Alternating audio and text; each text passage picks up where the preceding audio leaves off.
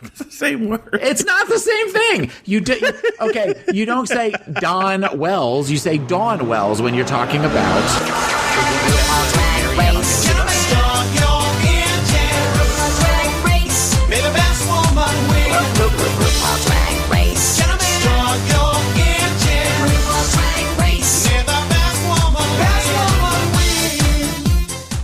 Welcome to the RuPaul Drag Race Recap Show for Season 9, Episode 4, titled Good Morning, Bitches. My name is Joe Betance, and I am joined, as always, by two copulating co-pilots. From the podcast pod is my co-pilot. Please say hello, hello, hello to Taylor Romijn-Stamos. You do that on purpose. You get me all riled up, and then you start the show.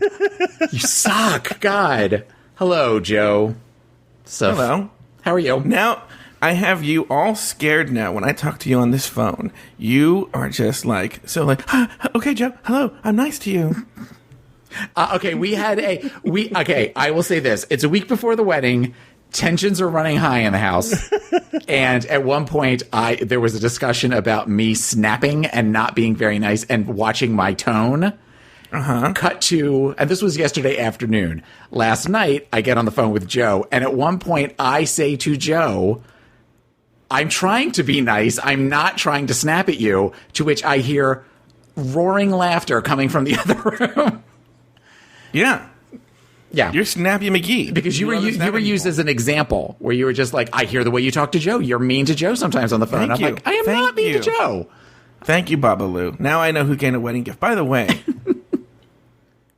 let me bring Rodan in first. And from the podcast pod is my co-pilot. Please give a warm United Airlines welcome to Rodan. Please don't beat me. I'm trying to be nice. Are you talking to Taylor or Rodan? You know, Rodan, Taylor says to me today, he goes, oh, we got a wedding gift from a listener. And I don't know if this listener wants it known that he bought Taylor a wedding gift. But I go, oh, what did he get you? And he goes, a popsicle making kit and first of all, he has a recipe book, which I've never heard anyone call it a recipe book. Well, cookbook, but it's like a cookbook. Yeah, but it only has recipes in it. You don't actually cook. He got me a recipe book. But they're for popsicles. You don't cook popsicles. Oh wait, the recipe book is for the popsicles? Yes, but okay. I didn't even put that together. That's the best part. Wait, okay, I'll you know what, Taylor? I'll bring it down for you. Water. The end. No, it's just gonna have water popsicles. That's called ice. Yes. No, they're all these really neat. They're all just really cool popsicle. With like jasmine or different herbs and stuff in them. And I mean, yes, they're relatively. So they're bougie popsicles. They're bougie popsicles. That's what they should have called this cookbook. Bougie popsicles. Bougie popsicles is a great drag name. So then, get this. So then, Rodan, I'm like, oh, you know what? This guy, this poor listener, he just went out and bought something clever. And so I go like, oh, did he buy a gift for a 13-year-old girl? I'm thinking oh, we'll make fun of it together. And then Taylor's like, oh, no. This was on our registry. It was. Okay, but I explained to you why it was on the registry. Where did you do your registry at? Okay, it was on our... We have an Amazon registry.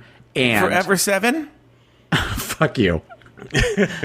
And okay, there's a place downtown that Babalu and I like to go when we go downtown. It's a popsicle place, and it's one of these trendy popsicle places where they charge you $3, but they have all these really cool different popsicles.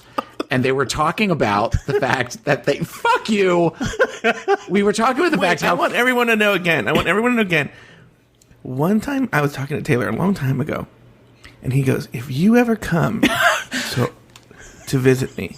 He goes, I'm going to take you to this fancy schmancy gourmet place. I never said fancy schmancy. They put blueberry jam on their burgers.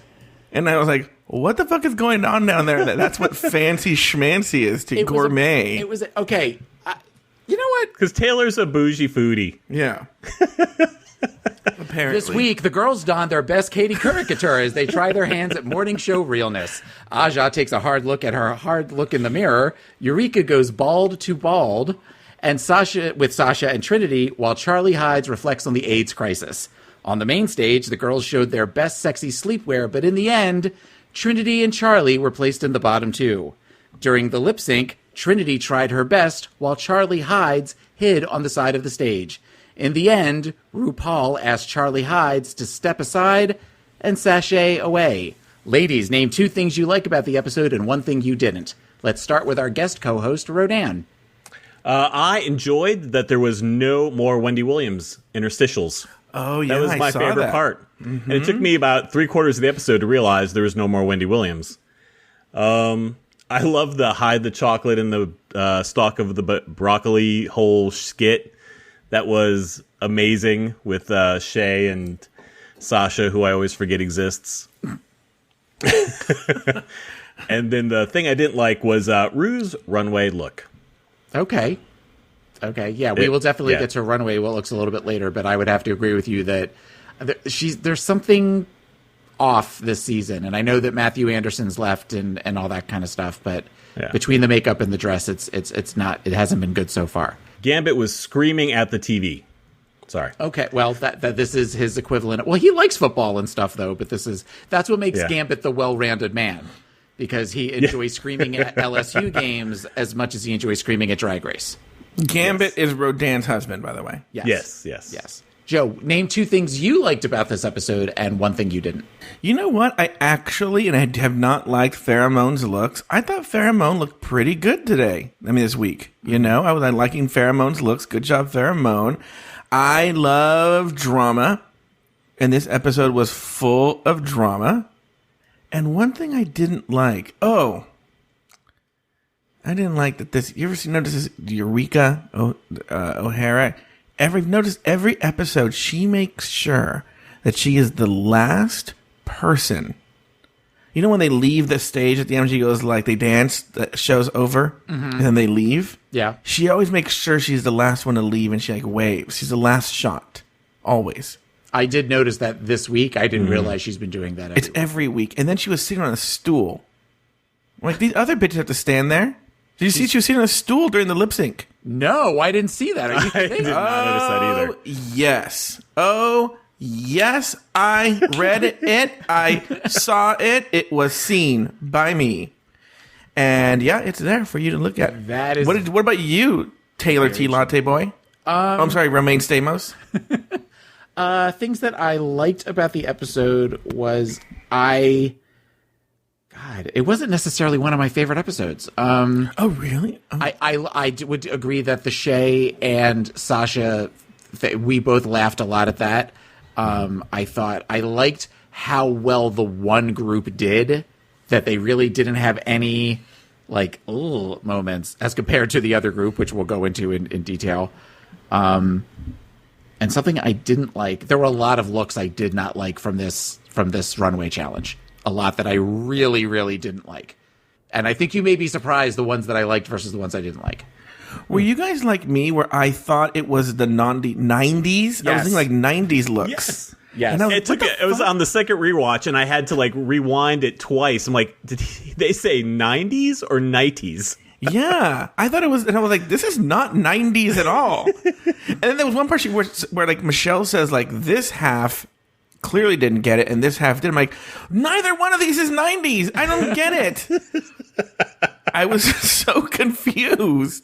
Were people wearing that in the 90s? Taylor, any thoughts on that?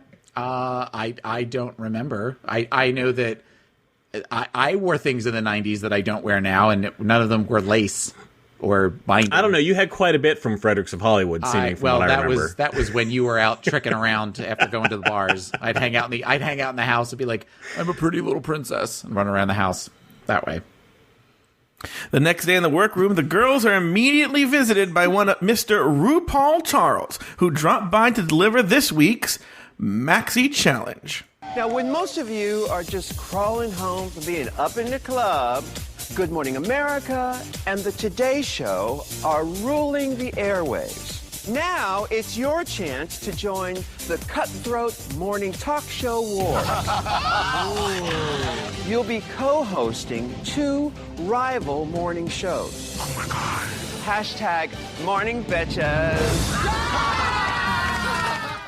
The girls were split into two teams. Team Aja was good morning, bitches, while Team Trinity was not on today. During the live broadcast, Team Aja delivered a nearly flawless performance, while Team Trinity floundered, to say the least. Now, you guys said you guys liked the broccoli thing, but Taylor, what were your thoughts on... Because I want to cut, because this is more of a drama-y episode. I just want to get the main stage challenge out of the way. What were your thoughts on the two performances? What did you like? What didn't you like?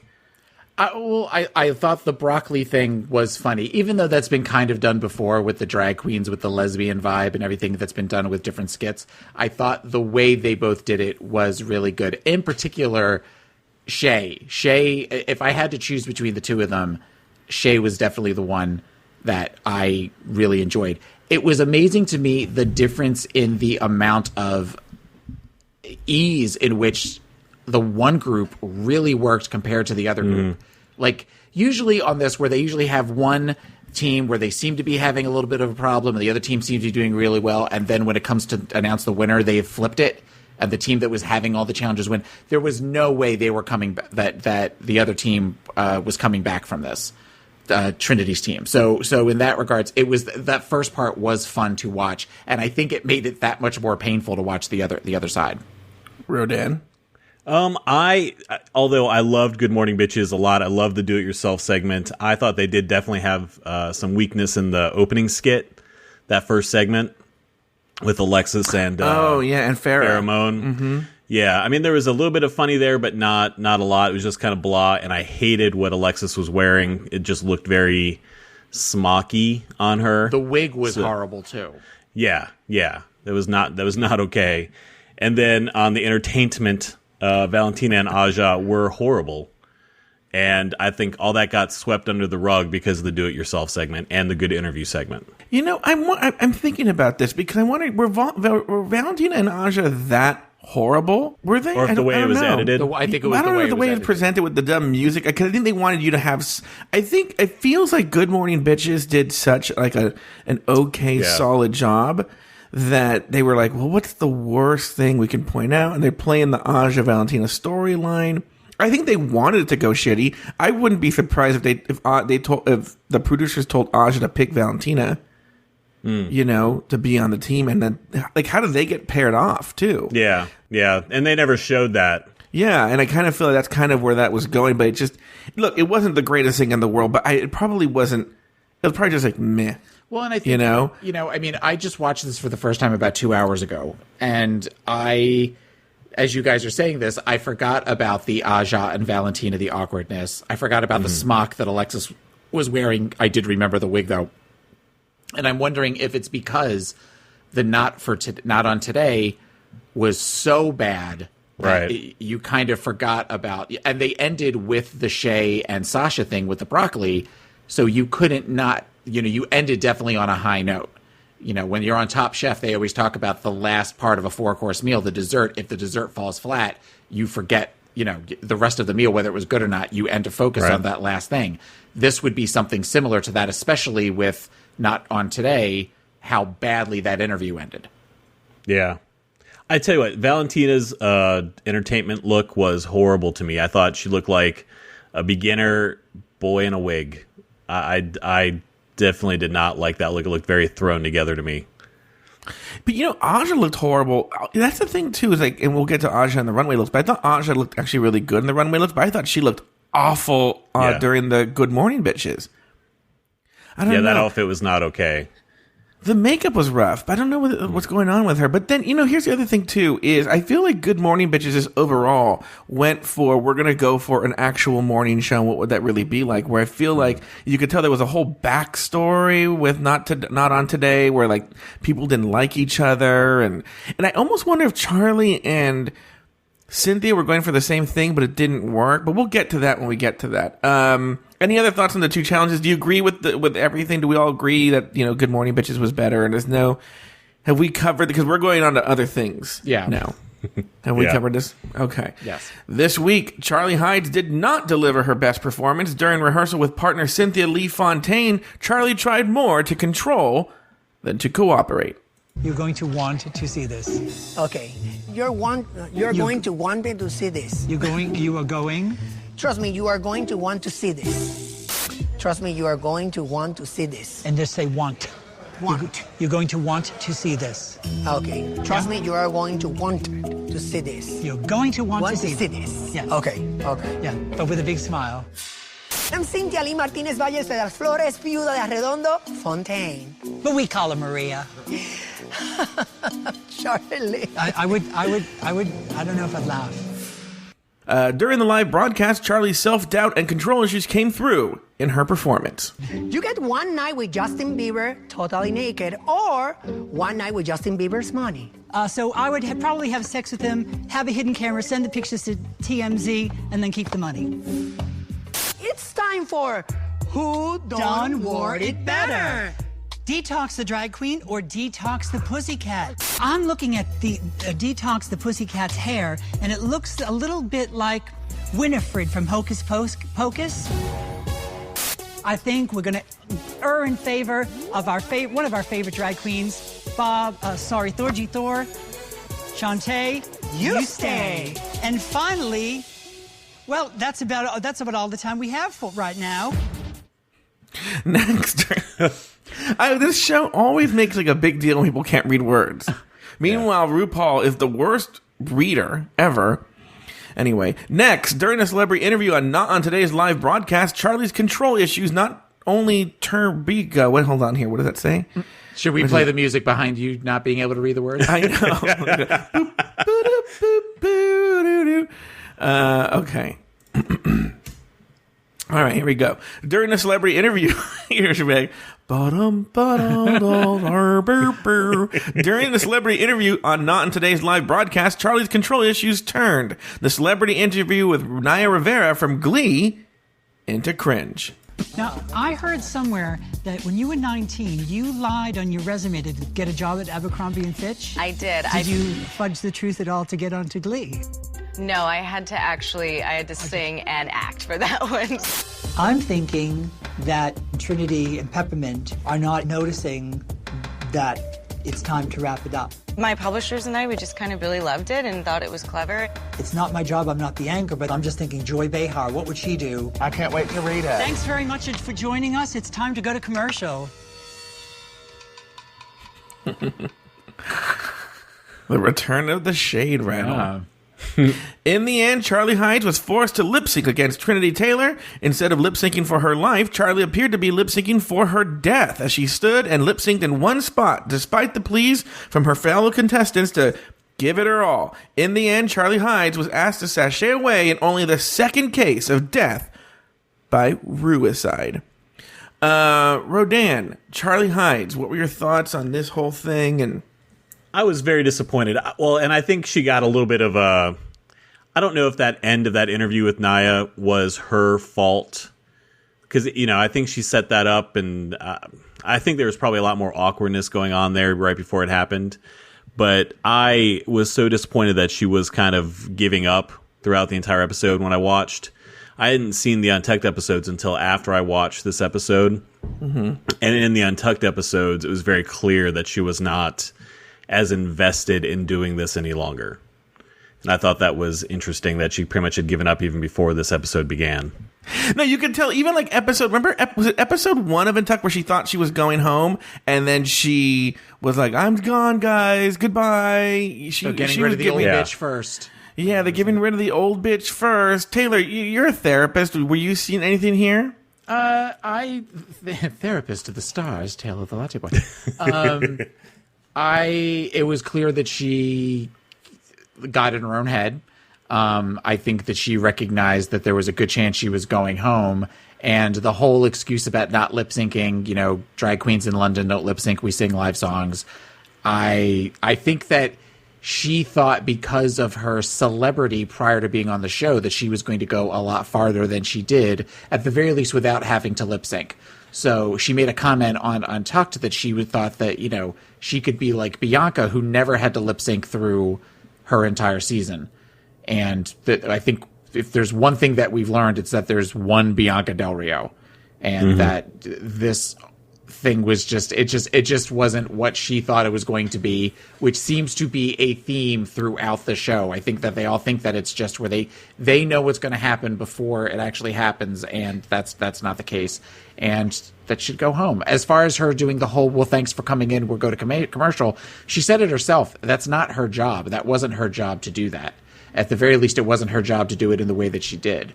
You know, we've had times on our show, on Pod as my co-pilot, where one of us will get a look at the time and go, hey, you know, we've been on for a while, we probably should wrap things up. Had she done it that way, I don't think it would have had the effect that it had on the other contestants on her team. I wonder, too, if also she would have, like, how do I say this? Just wrapped it up in a nice way. Like, actually wrapped it up like the one of the anchors would have. Would it have been seen as a save? If she would have been like, well, that's all the time we have for today. I'm not on today. I want to thank Naya Rivera for being our guest today. And until then, like, if she would have done like a full-on get out of there, would have that have saved it, do you think? Possibly, yeah. Yeah, I agree. Well, another thing that I noticed this week, Ru didn't call it the Maxi Challenge.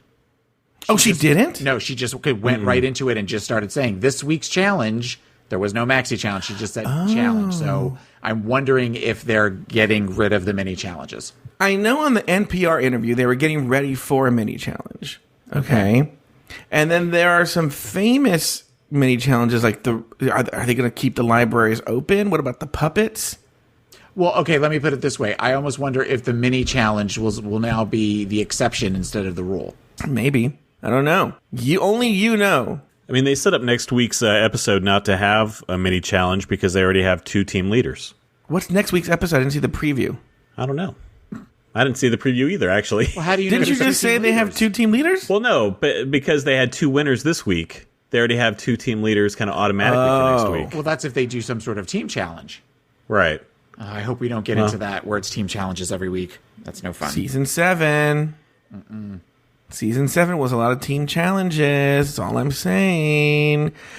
So wait, but Taylor, I was really interested sort of on the therapy side of it. Do you see a lot of older queens going through this? She also mentioned the whole AIDS crisis thing, which one of the things she said, I'm trying not to sound insensitive here, but she said, like, oh, when I was coming out, it was like AIDS was barely coming around. And I'm like, that was like the early 80s, and you're only 52. Well, okay, you figure if she's 50, she says she's 52. She could be slightly older than that. I'm not trying to throw shade. She could be slightly older than that because half of them say they're 29 when they're clearly 36. And Ginger Minge. And so that would put her at about, you figure it's been around, the disease has really been around for about 35 years, 36 years. So that would put her at about 20. So if she's older, but even then, if she's 17, 18, you know, it's that makes possible, sense. You know, but it's not. I don't know. I mean, it's getting fuzzy on that timeline, right? Which a lot of them do that with that kind of stuff. Yeah. So you're asking about older people, like long-term survivors? Yeah, do they have a lot of this whole, but not even just survivors, but do they have a lot of this thing where they're like, oh, we're not good enough with the young people, and just remind you, Sandra Bullock's like 52. Okay. Like, do you think Sandra Bullock is like, I'm gonna die? You know, like, well, 52 is not that old. No, I don't think it's that she was saying she was gonna die. I think it was that she was talking about survivor's guilt. That's something that she talked about that we actually see a lot where I work, especially with people that have been living with the disease for 30 years. I have clients that I've worked with that were diagnosed back in the early 80s, and they've watched all of their friends, you know, the people that they started out with when they first were coming out, everybody's gone, everybody's died. And they have a feeling of, what is it about me that I'm still here? Especially people that don't necessarily take care of themselves as well as some other people do. You know, if anything, for some of my folks that I see that are in their 50s and 60s, they take excellent care of themselves through diet and exercise and talking to a counselor and you know, they take care of all that. And that's why, I shouldn't say that's why, that helps to keep them as healthy as they are. But they talk about, you know, any small illness can be the end of them. Any small cold they get could snowball into pneumonia or some other opportunistic infection. So there is that constant fear, not necessarily fear of death, but just that fear of, is this the day that somebody, accidentally infects me with something and it causes my demise?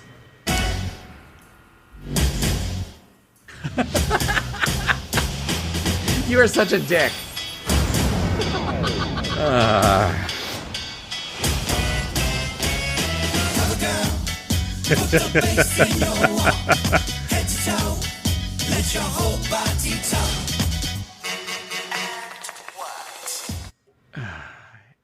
That's how the show is. I know. No, I know. We talked about that last week, and I was trying to explain that to Babalu, and he was just like, "That's horrible." And I said, "Because we watched that scene, and then we stopped. We paused it to get lunch, and I started laughing and said, this would be the part where they go boom, boom, boom."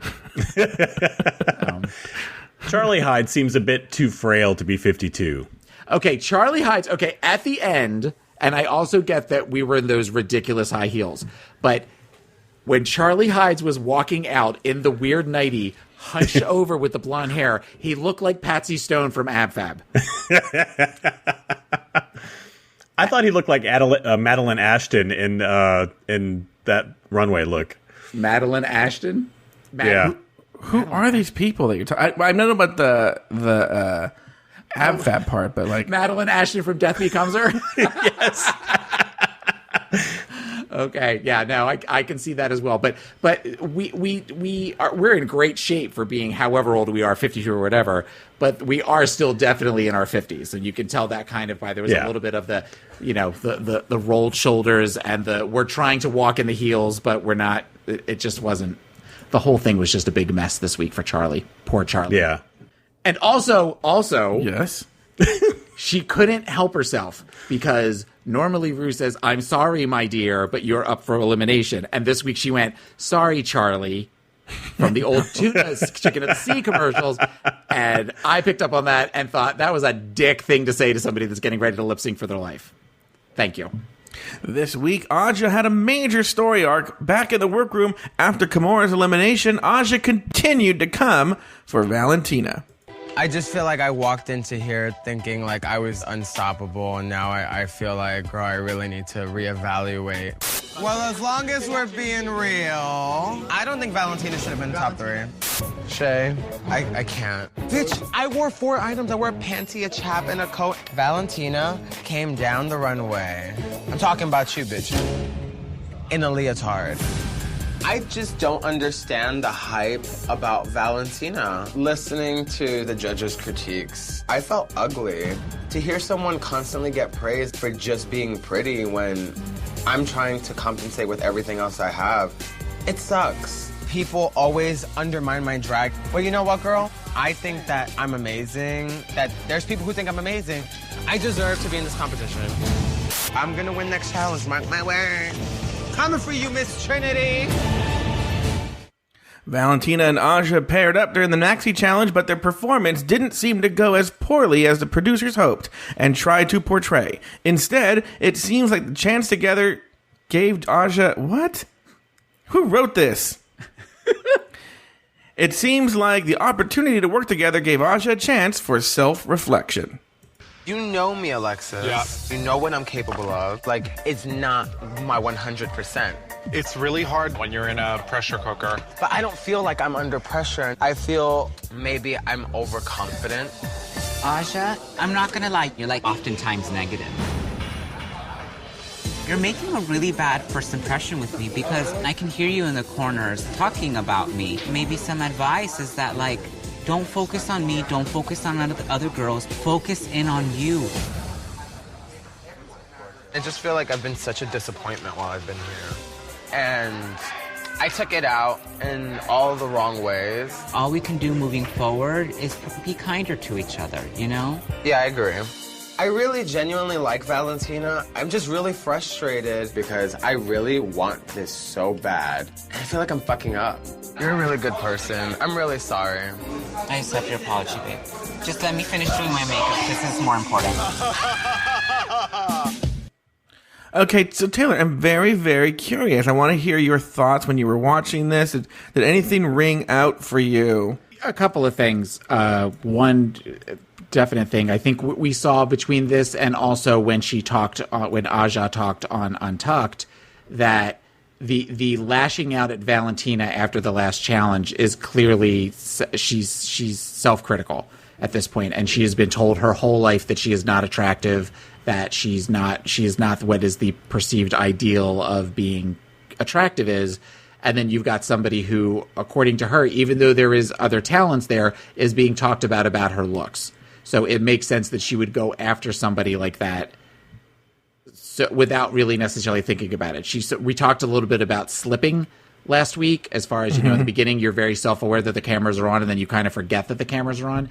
That was Aja's moment where she realized that, and I think this gave her the opportunity to reflect and also recognize that, you know, it's not what she does. There is talent in that, and there is worth in that. It just doesn't have to be what everybody thinks is the ideal. Does that make sense? Yeah, that makes sense to me. Okay. Rodan, what did you think?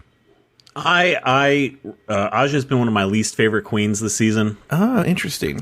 But I liked her this weird little storyline that she had this week, where I think, to Taylor's point, she was slipping and being, you know, unfortunately angry with Valentina for no good reason. And I appreciate that. I just do not excuse the fact that just because she thinks she's ugly doesn't give her an excuse to do clown makeup either, right? I mean, so as a performer, I just don't appreciate her look at all. And it's not, you know, I feel like her headspace is pushing her to do that. And something just doesn't seem right. And I don't know if she's going to be able to make it through this entire show. I think her skin is going to get thinner and thinner as it goes on.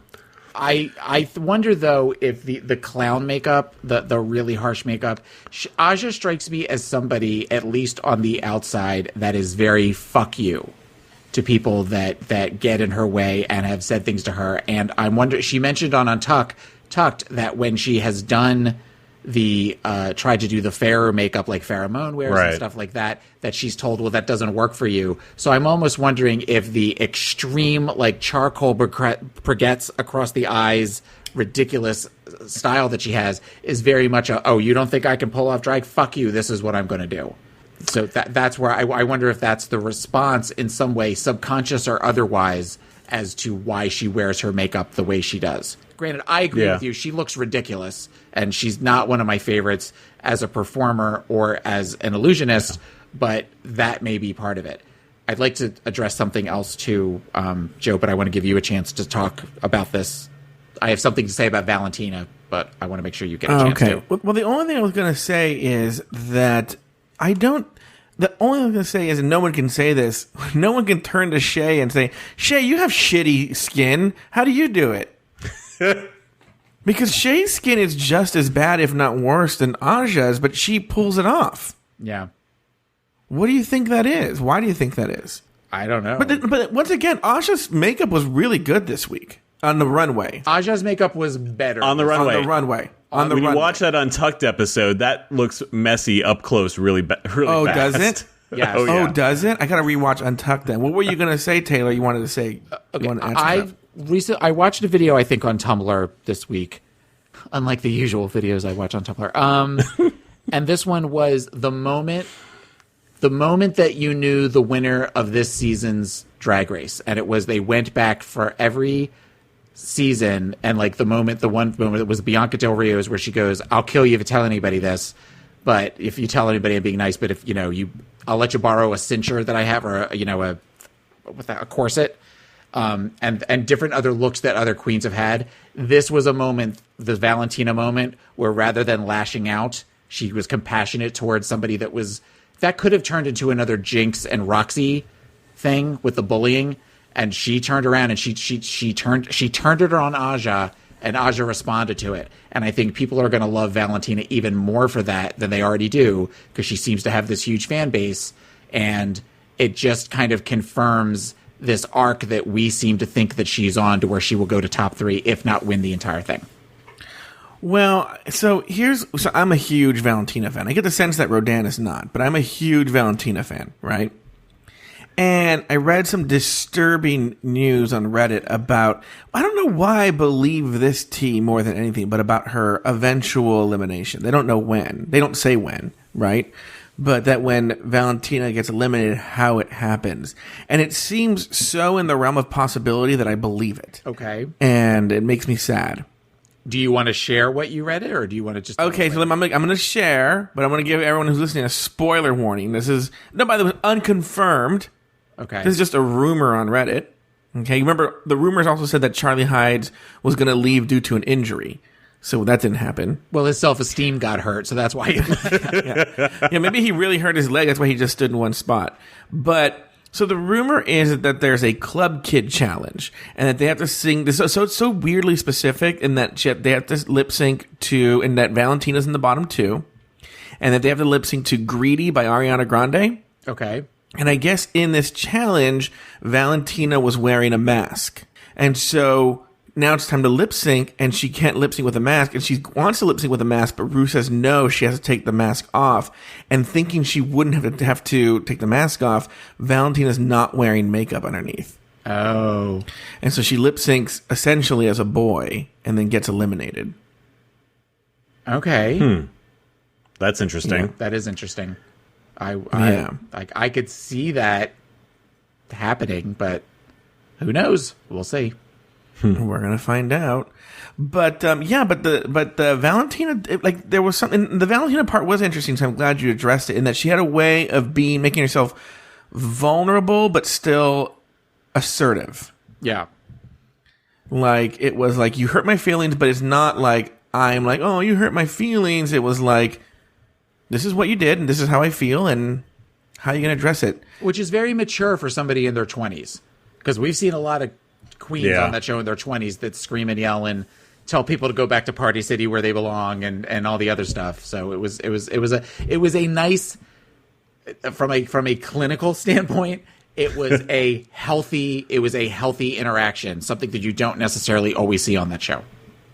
I feel like she's been trained. So you guys mentioned one of the early episodes that she was, potentially, kind of picked and trained and to be on Drag Race. I can't remember who you said did that, but I want to address this when you say this. Okay, but it feels so. After hearing that and watching her in this week's episode, I felt like very much like there was pinpointed moments where it felt like that could be the case, and she comes across as not being completely genuine and being more rehearsed in those moments. Like when a fight's about to happen, take the high road. When, it feels like she was given a, choose your own adventure script and which paths to take when these things come up. Well, and if that's the case, that's fine. But that could also just be, that's how we handle life situations, Right. I mean, I mean, not to open old wounds, but, last summer, a phrase that everybody heard is, when they go low, we go high. And that could be something that she has that, or a thought like that. That could be something how she was raised. We all many times interact with people the way that we were raised, and the way that we are constantly witnessing what we think is appropriate behavior by our parents and family, that kind of stuff. Who knows? That may have been a situation where that's sort of how she does things. We haven't really seen her yet, at least, fight with anybody. Even when last week, when Valentina went after her on Untucked, she just kind of, she got a look on her face. She was clearly pissed, but she said, I'm not going to respond to that. I'm not going to respond to that today. So, who knows? I mean, but that could have been grooming by, it was, I think, Raja, Raven, and Delta Work were the ones that we said on the previous episode. But Joe, you said you had something you wanted to follow up on that? I don't know if I follow up. So here's the story with that, is I was browsing Reddit one day, the subreddit, and it came up in a comment on a thread. I didn't even think, I should have thought of saving it. When I saw it, I was like, oh, that's interesting when I saw it, and then just moved on with my life. And then I said it on this show. It's the only show that I've listened to that I've heard anyone mention this. Okay, I can't find the original Reddit thread. And now this speaks to the popularity of our show, but I've seen it come up on AfterBuzz TV. Someone asked them, and there was some other show where it was addressed. I can't remember where I saw it. I was like, oh, fuck. Now, this is a totally unsubstantiated rumor.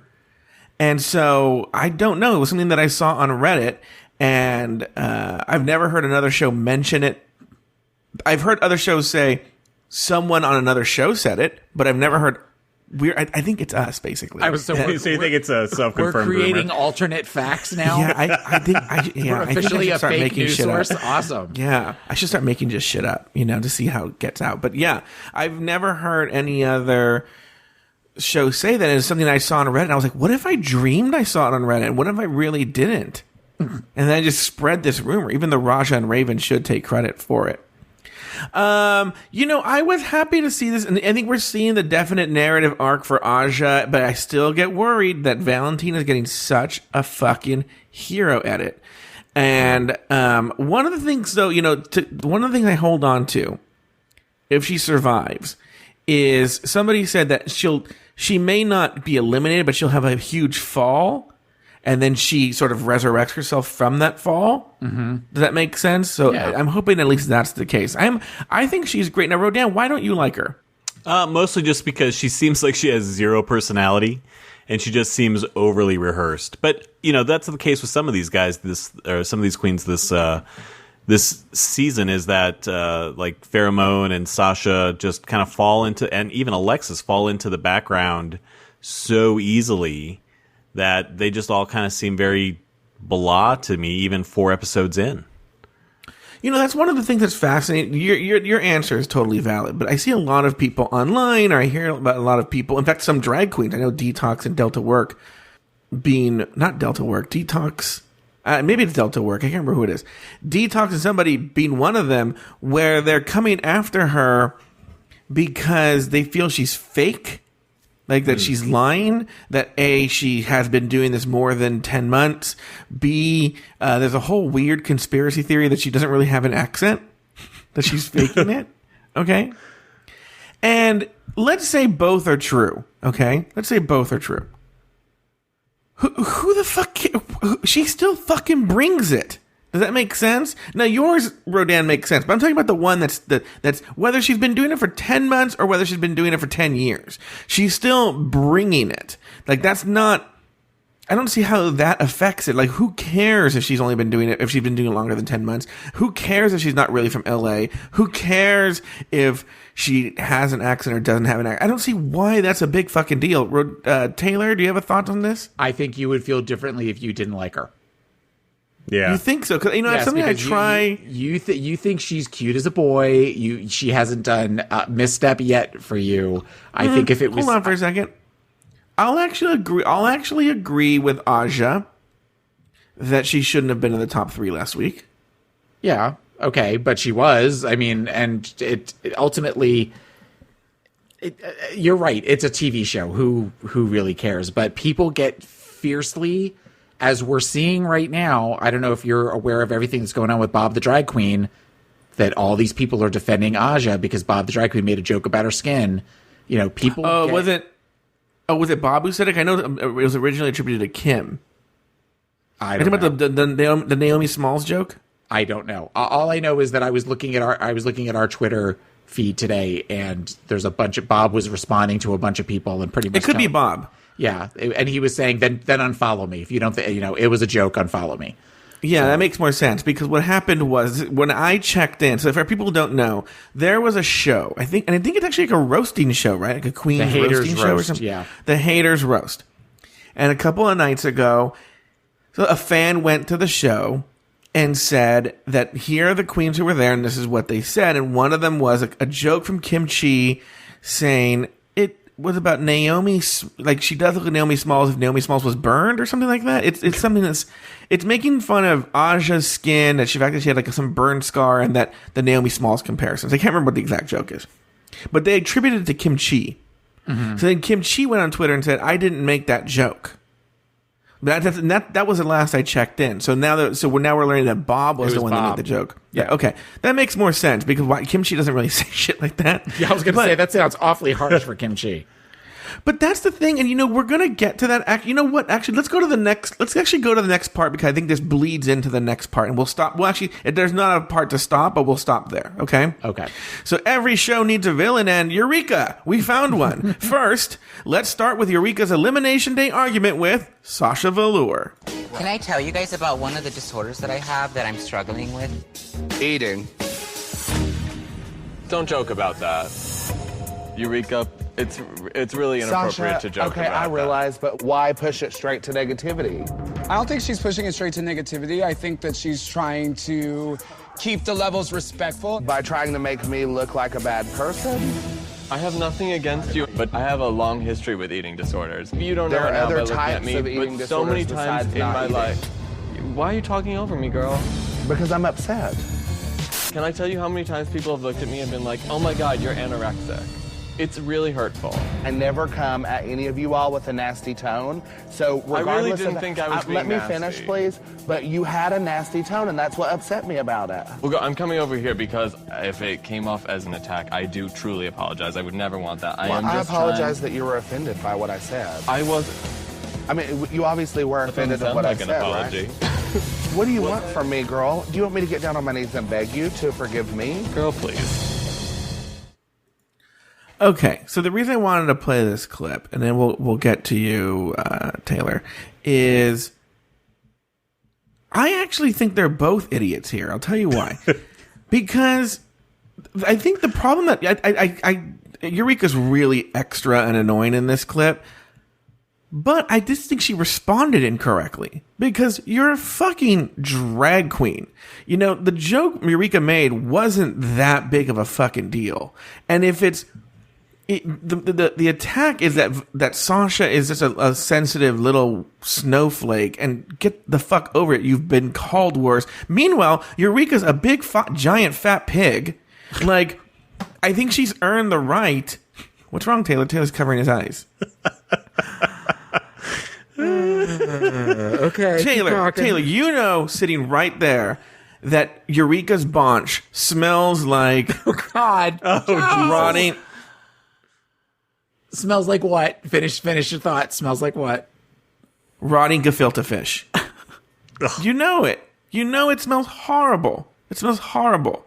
So, Eureka's been called names for the eating disorders on the opposite end, and Sasha's being so stupid and sensitive. It was like such a in other words, Sasha made it into a thing. I think, if anything, it was like a grown joke, because the joke's even too obvious too. Which we do find out later that Aja said on Instagram that it was an eating disorder, and then she took it off Instagram. But that way, who has an eating disorder? Valentina? That's what Valentina was trying to confess, that she has some sort of eating disorder. Okay.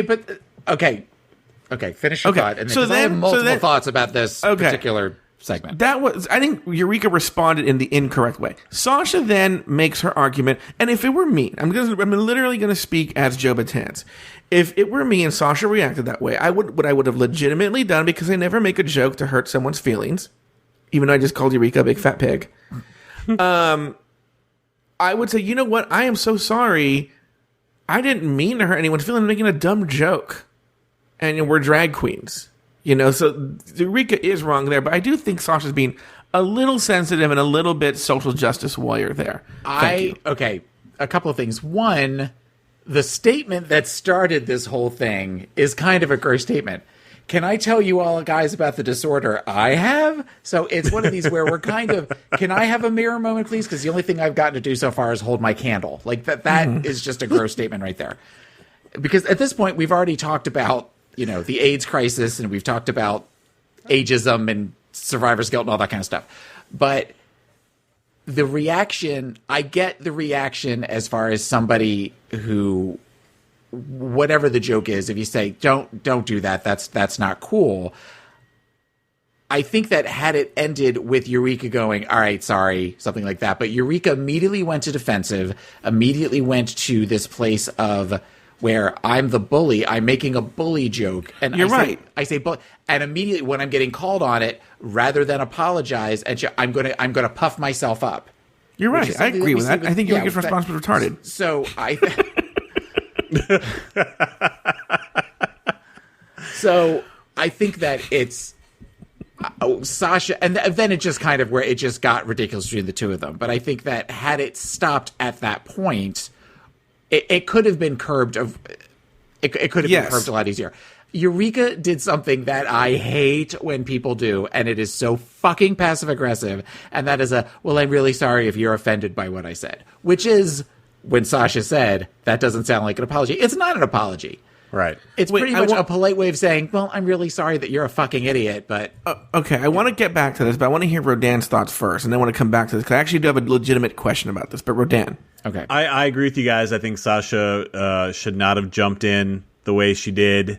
And she was trying to take over that moment by, then saying she had an eating disorder and everything else. Yeah. So she was trying to take that moment, take it over. And, I thought it was good that she apologized, genuinely apologized, even if that was kind of a half-assed genuine apology. But then for Eureka to give that bullshit answer back, just, killed it for me. It was just kind of sealed her edit for me kind of in general. So that she's purposely becoming the villain and she's enjoying it now. That's how I took that moment. I just think she's an idiot. I think she's just... I'm just how are you not knowing what to... I mean, this is to me, it was such a fire that was so easy to put out. It wasn't, and it went there. But Taylor, I have a real question for you then, because it's something I've been struggling with. So, gosh, it's been a couple of months now, but a couple of months ago, I made a joke, an innocent joke, that I didn't realize my cousin got crazy offended by this joke and didn't talk to me for 2 weeks and said something horrible, really nasty back at me. And I didn't realize the joke I made, there were things going on in his relationship that I wasn't aware of. Does that make sense? Yes.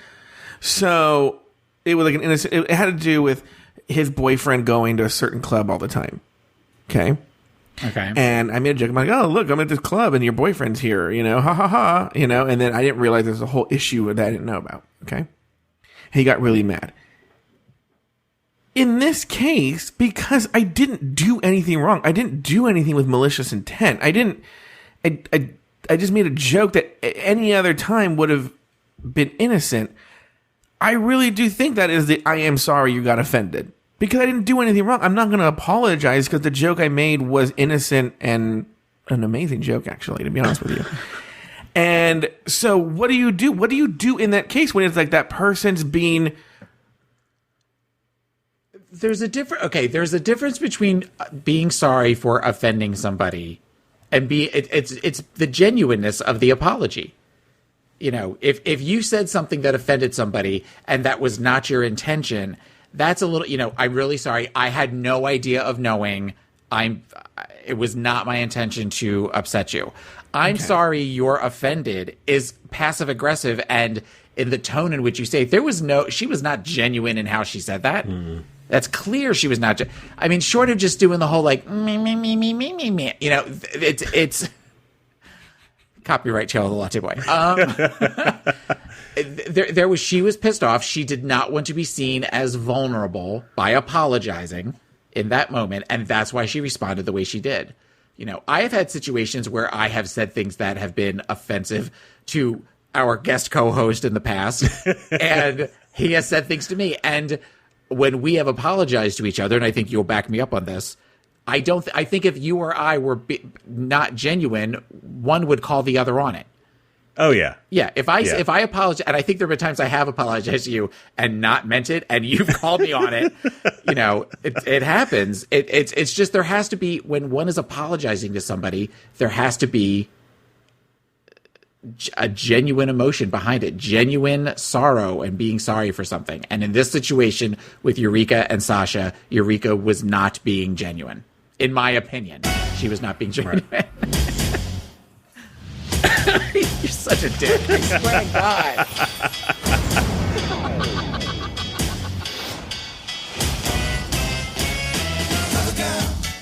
Put the bass in your walk. Head to toe. Let your whole body talk.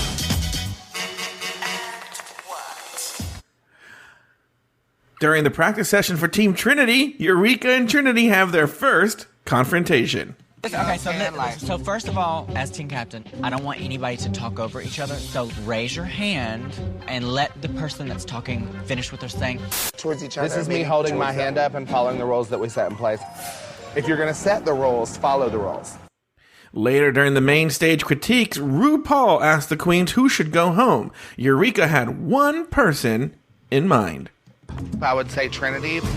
I feel like the ending wrap-up might have been a little more controlled if we worked as a group. And I also felt like she was focused on herself and not really so much of everyone else. I call shade. I take responsibility for the things that I did wrong, and if that's the reason why I should go home, then I understand. But don't tell me that I didn't do my job as a leader, because I did. And I included everybody, including you, Eureka.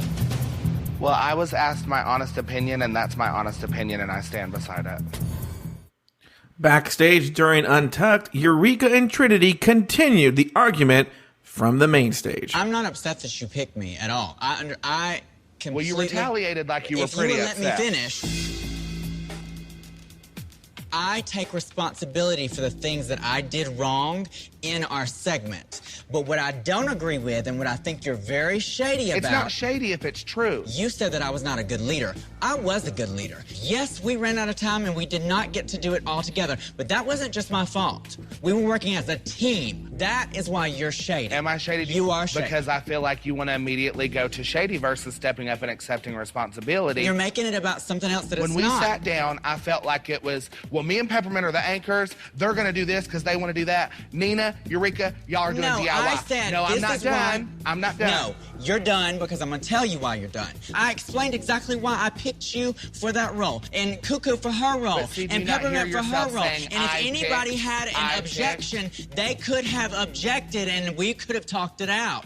So don't stand on the stage and say, I didn't do my job, because I did. When did you come over and check on what we were doing? I should take responsibility, and I should be in the bottom because I'm the leader, I can do that. But don't say I didn't do my job. I felt like I wasn't included. You and Peppermint talked about your... You always think you're not included. You think I don't know. I know you.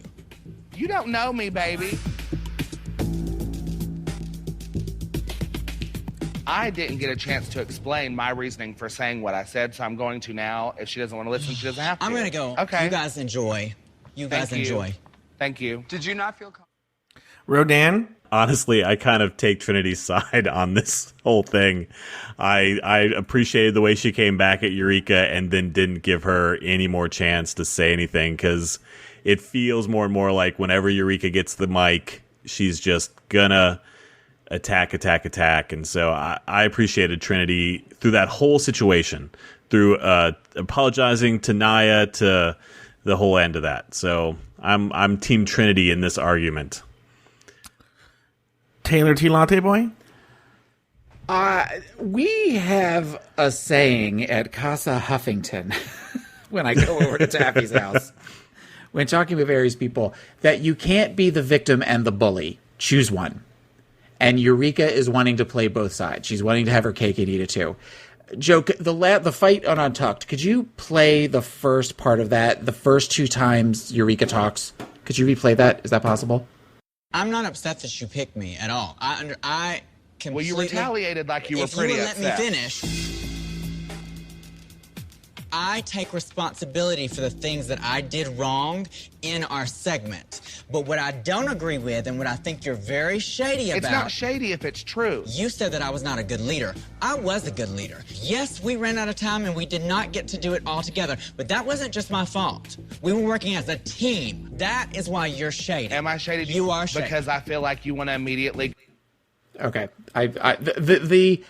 We're going to be really, really sad, and we're not going to understand why nobody paid attention to us or anything, but then we're going to make a statement like it's not shady if it's true.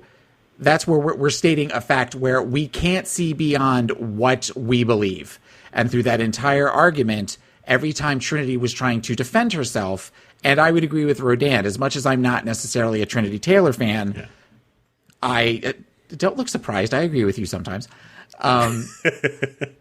This was a situation where I think that she did handle it well as a leader, where she took responsibility, and she also did something that was very different in that she tried to have some sort of structure because we have seen these team challenges a million times before.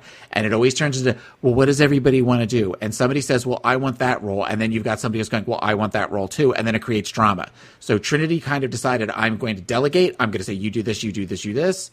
And I'll take responsibility if it doesn't work the way it's supposed to work. And Eureka doesn't like that for whatever reason. But doing the whole, I have my hand up and I'm trying to follow the rules like ever. Okay, but then we're going to yell about it later. No, be the victim or be the bully. Stop trying to play both sides. Thank you. Don't you think when she raised her hand, though, she was being passive-aggressive? Yes. Oh, yeah. Yes, that was clearly passive-aggressive. Thank you. Because she didn't wait for anybody else to finish before she was talking, right? So she raised her hand and then said, I'm following the rules while everyone else was talking. So, but here's my question, though, and I always go back to this, which is, but this is what, okay, I have a lot to say here. The first 2 episodes people have claimed are boring, right? They've been complaining that these episodes are boring and that, but I think it's because, if you think about it, they take 2 to 3 days to film each episode. Mm-hmm. So now it's been about a week that they've been together. Yeah. And now I think about a week is the length you can take of being on your best behavior. And then all of a sudden now you're super comfortable in front of the cameras. It's a high pressure situation, by the way. I always try to explain to people, you get very little sleep, you're isolated, they don't get to talk to each other outside of being in the workroom. And you're now in this, they're feeling the heat and the pressure of the reality show situation. So their real selves are starting to come out. Does that make sense? Yeah. So the facades they came into the workroom with are now starting to dissolve. And now we're starting to see these people for who they really are in good ways and in bad ways. I think Aja, we started to see that crack in the scene, but the beautiful thing is we got to see how she is more mature and that she is recovering. We all have those moments. Yeah, my hope with Aja is that was a really fast arc, and we're not going to see that be a roller coaster. It would be nice to not have to where she recognizes that early on and uses that to become a stronger competitor. Because a lot of people that would be their downfall for the next couple of episodes they're on before they eventually go home. But I think Eureka was, came in like, I'm just a down-home Southern fat girl who's just, oh, shucks, I'm just going to make my tater salad with the Miracle Whip and, who knows when. And you know what? You guys are from the South. Did you guys watch this S-Town? And listen to this S-Town, that podcast, S-Town? I've heard about it, but it takes place in Alabama. And my friend Sweet Michael calls me and he goes, he was listening. He goes like, and they used a word I haven't heard because now he lives in DC since I've been in the South called bocoodle. Do you know this word? Bocoodle, like a lot of something, like instead of like a boku. I don't know. And I was like she's the kind of person I'm like, a bocoodle? I don't know how to use bocoodle. Okay. And so we'll get emails telling me how to use bocoodle. But she was trying to be like, I just came from the Grand Ole Opry. Okay, you've heard this you've heard the extent of this Californian's talk of the South. Are you having a stroke right now? What are you I'm having a stroke right now. The point I'm trying to make is we're seeing the real evil Eureka come out. She's starting to come out now because the pressure is getting to her. She's not eating her ding dongs and her ho hos. She's not has no access to them. And now she's going, the real person's coming out. Well, that's what I'm trying to say. I don't think she's going to be like an Aja, where Aja goes, oh, snap, and I'm going to be big enough to apologize. I think this is going to be who Eureka is. Well, thank you. We will see. Like you said, every season needs a villain. And there aren't necessarily any other clear-cut contenders if Aja turns around like she seemed to this episode. I think, going back and watching those Untucked episodes now, Eureka was like that in Untucked episode 1.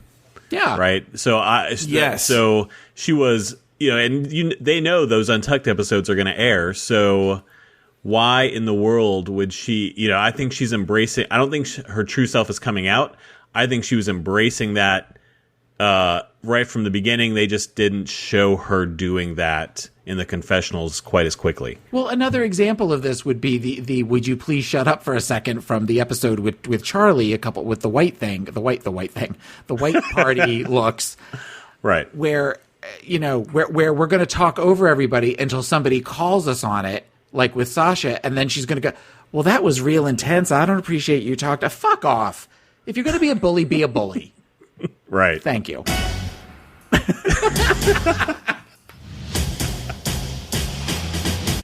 Anyway, do you guys have any?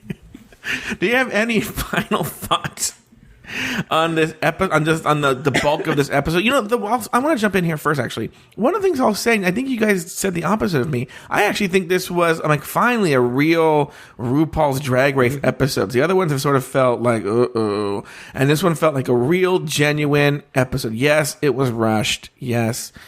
They don't have the time frame that they had with Logo because of the last minute nature of it. But I thought it felt like a real Drag Race episode for the first time. And I also want to give props to Untucked. Someone pointed out on Reddit that Untucked has been the actual show that's delivering all the epic nonsense. Season 1 with the "Can I Get a Moment?" The "Shut Up." Mm-hmm. Episode 2 with Valentina, that one. And then this one with the Eureka and Trinity fight. Yeah. Untucked's been sort of bringing it. Untucked the last couple of seasons since they switched over to the new format is so much better.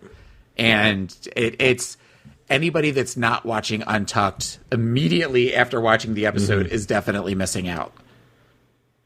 If for no other reason, lots of close-ups so you can see all the flaws of the makeup. Oh, yeah. Well, also, how about the hot guys that work on the crew? I know, right? With their little hipster fedora, doing the and now with the clap. No, that guy not that one. The one who always summons them back in to go to the main stage. The other guy was cuter, though. Why have there been no pit crew guys this time? That's a big controversy, too. There's a lot of things missing this season. And I wonder how much of this has changed in the last 6 weeks since they announced it was going to move from Logo to VH1. Because even the Vegas commercials, right? They're straight-ish versus the gayer Logo Vegas commercials that would air during on Logo. So I wonder just how much of the show has been reconstructed based on that move. I don't know if we talked about this on the show, but literally I'm not even being funny. Like the night before they announced the move to VH1, I was at a bar talking to a guy who worked for Viacom in ad sales, right? Mm-hmm. And we talked about Drag Race. And for people who don't know, Viacom owns VH1 and Logo and MTV and all those properties. And he had told me, I thought I had all this tea, and then the next day it was spoiled, but he had told me like there was a big battle going on between VH1 and Logo for the show. That's why the show was delayed. The show was delayed because of this battle over the show. And he was giving me the whole ins and outs for how advertising on RuPaul's Drag Race worked. Like he would literally give me, this is exactly how advertising works for any Viacom show, but specifically RuPaul's Drag Race. So now going back with this announcement and seeing what we're seeing, it'd be very interesting to ask those questions about now it's not boy batter. It's now like they're seeing like Arby's commercials, which you would never see that shit before. Remember, it'd always be the worst commercials. The worst commercials. Well, there's only been one Nasty Pig commercial on VH1 since they took over, and that was on the premiere, and I think they pre-bought that, I'm assuming. Yeah, that must have been a commitment they had. And then also the Wendy Williams thing. She's gone. They got rid of her. And it was a last-minute thing. Because did you see? I saw this on mine. They had a Wendy Williams teaser. How she'd be back next week. But it was an old teaser. It wasn't even the current one. Oh, they fucking got rid of that bitch, too. Sorry. Taylor? I don't know. Oh, I was going to say with advertisers. You mean AlanChuck.travel don't have commercials on Drag Race anymore? No. And in fact, you know what? This Hamburger Berries better relish this now because VH1 next week, you're going to see it's going to be like AT&T and shit like that. Yeah. They'll just post an AT&T logo over Hamburger Mary's face. How do you win a year's supply of Hamburger Mary's hamburgers? How is that possible? Here's the other thing, too, is these queens perform there. They probably already have a lifetime supply of Hamburger Mary's hamburgers. It's not like they're... That's like, Taylor, you want a year's supply of doing a podcast with Joe Betance. Oh, God, we're doing this for another year? I know, this Taylor, actually. In fact, you know what? That actually transitioned into my next thing. Okay. Oh, guys, this is going to be super uncomfortable. But let me tell you something. Joe's going to ask you to take off your pants. That is very uncomfortable, actually. Let me tell you what even more uncomfortable. Me taking off my pants. That is so uncomfortable for everyone. I thought you tying your involved. shoes was more uncomfortable. You know, I assume you have production for when that happens, when you start taking off your pants. Oh yeah. What I do is it's like a Rube Goldberg machine. Like basically somebody just it's a whole process. Like a chicken hits an egg, and it's a whole thing. Anyway, bowling ball rolls. A bowling ball rolls and onto a bolt that gets really hot and then runs down a little thing and hits a string that has a balloon go up in the air. Yeah. And in the end, my pants are on. Every morning. It's a whole thing. So anyway, guys, so this show is such a pain in the ass to put up. We like it. We do it as a labor of love. That's why we do the show. So we have a weird thing. Not weird, actually. It's not weird at all. The show actually costs money to produce. What we're asking you to do is we're asking you...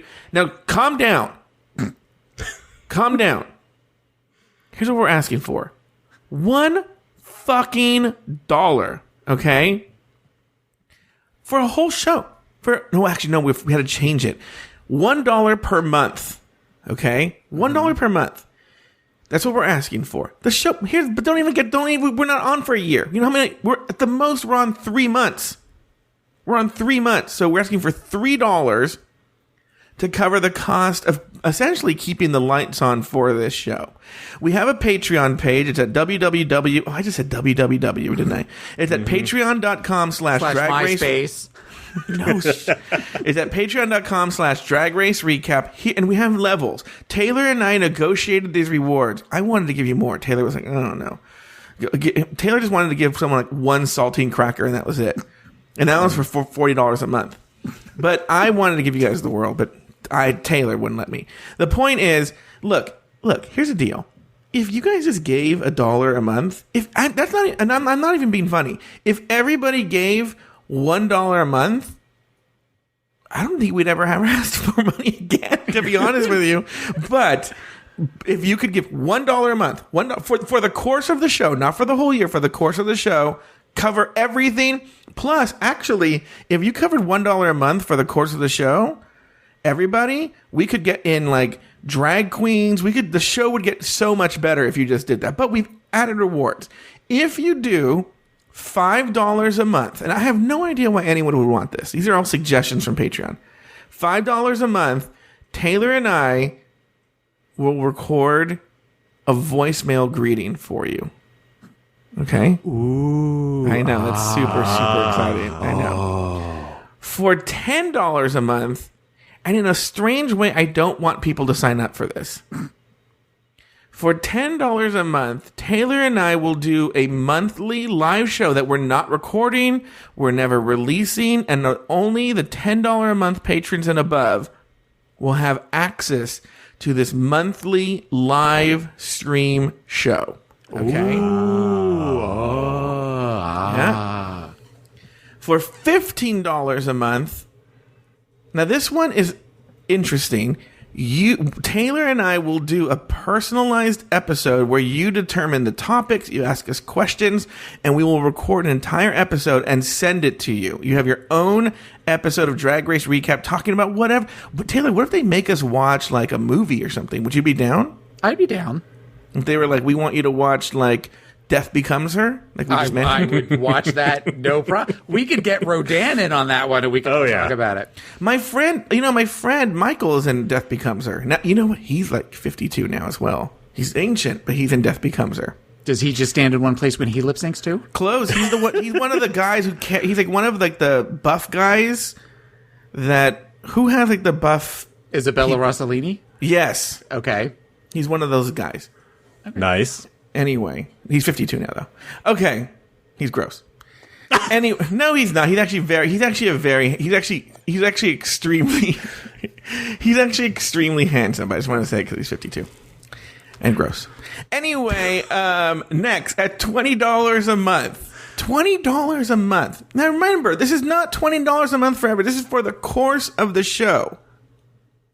You get a private Skype phone call with me and Taylor. Rodan, we don't want to tell you. Rodan's paying $20 a month. That's how he got on here. Is this Rodan paying $20 a month? You get a private... You ever want to talk to me and Taylor? You see, Rodan, how fun is it talking to... It is hilarious. You should definitely do this.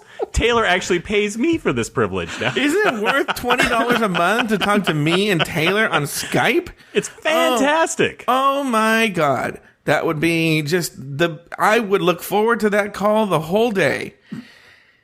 And then for $30 a month, this is actually, I like this one here. $30 a month, you get a private show where you're the guest co-host. So that means you come on, the three of us do a show about whatever you want this show to be about, and we record it and we give it to you. You have your own, if you know what? You may want to talk about RuPaul's Drag Race Recap, episode 4, Good Morning Bitches. And then you would have your own personal episode of RuPaul's Drag Race Recap where you are one of the co-hosts and you talk with me and Taylor and we play clips and you deal with me having to deal with my sound. Oh my God, it is a blast to do that. So go to Patreon. Are you guys naked for this private show? Is that what this is going to be? Yeah, I just realized when you said private show, my first thought is where we've got somebody like Jamar84 going, now play with your nipples real slow. Taylor, how much would it cost for you to play with your nipples real slow? I don't know what's worse, that you asked me that or I had to think about it for a second. $50. That's how much it'll take Taylor to play with his nipples. You know what? This is not on here. But for $40 a month, Taylor and I will go on Skype and we'll play Never Have I Ever with you. Okay. I'm just making that up. That option's not even on there, Taylor. I know, but you could be adding something later that I don't know about. Yeah, I sure can. Just wait till I do that. Just wait till I start offering, like, for $75 a month, you get to stay in Taylor's house and watch him fight with his husband. How much did you pay to do that, Rodan? That's more uncomfortable than it is fun. And he's done it for free in the past. I've done it for free. Where he's just sat on the couch trying to watch Big Bang Theory DVDs while I'm standing behind the couch screaming at my partner. Yeah, if you would have told me 3 weeks ago, I would have, Taylor? The latte boy? Now that I've been talking to him more, I'm really not this mean. Maybe you have a thing against Latinos. Oh, that was one of the things I want to talk about in the show. I'm not going to get into it. There is a sort of like Latino phobia on this show. Thank you. I didn't want to get too into it. This show or on RuPaul's Drag Race? On this episode. On this episode. In that, like, the way Charlie was talking to Cynthia, you know, and then this whole, like, because you have to think about, like, some of the backlash against Valentina, I think, this is not on the show, but, like, the fans, I think comes at a thing against Mexicans. Like, I don't understand, not everybody. Like, Rodan, we know he's racist, but everybody else, you know.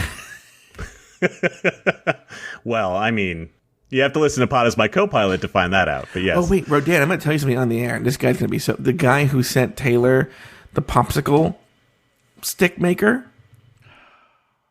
Okay, can I state for the record, I am thrilled to get this gift that Joe keeps making fun of. So I just want to. No, I've never denied that. I at first thought that the person made it up. As if I just it's like if I sent you a box of firecrackers, right? You know, but like then I found out Taylor had this on his Taylor, what other bullshit do you have on your registry?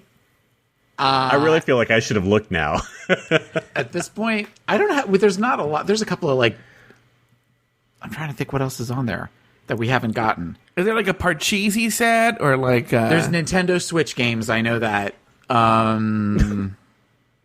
don't know. Okay. What's on there. There's not a lot left. There's only a couple things left.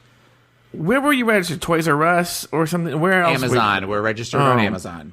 So anyway, but Rodan, let me tell you something. This guy, I know him.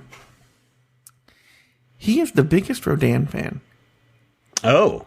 And doesn't he live in the same general area as Rodan, Taylor? He lives in the same state, yes.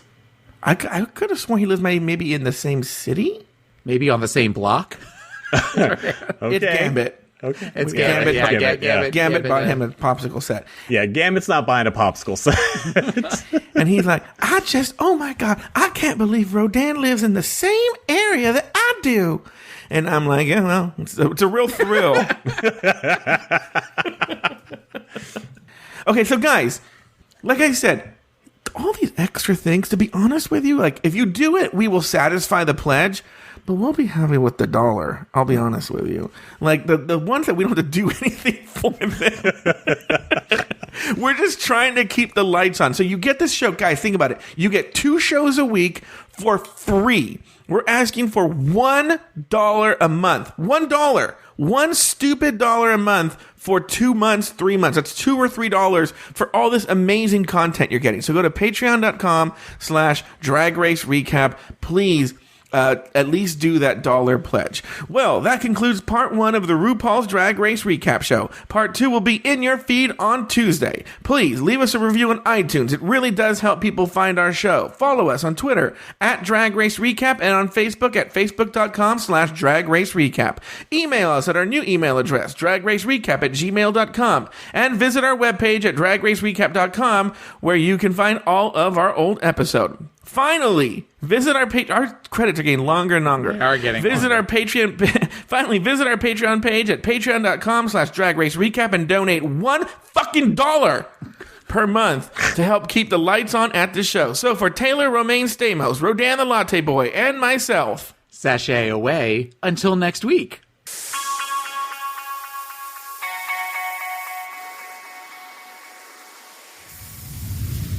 Want to know what Taylor the Latte Boy is up to at all times? He has his own podcast called Pod Is My Copilot, available on iTunes and at podismycopilot.com. You can follow him on Twitter at PIMCTaylor and also on Instagram at PIMCTaylor. I have another podcast called Catching Up. It's available on iTunes and at cupodcast.com.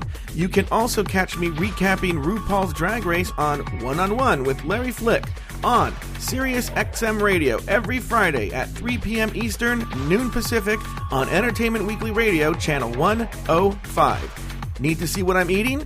Follow me on Twitter at Joe Betance. That's Joe as in boy, ETANCE, and on Instagram at Joe Betance.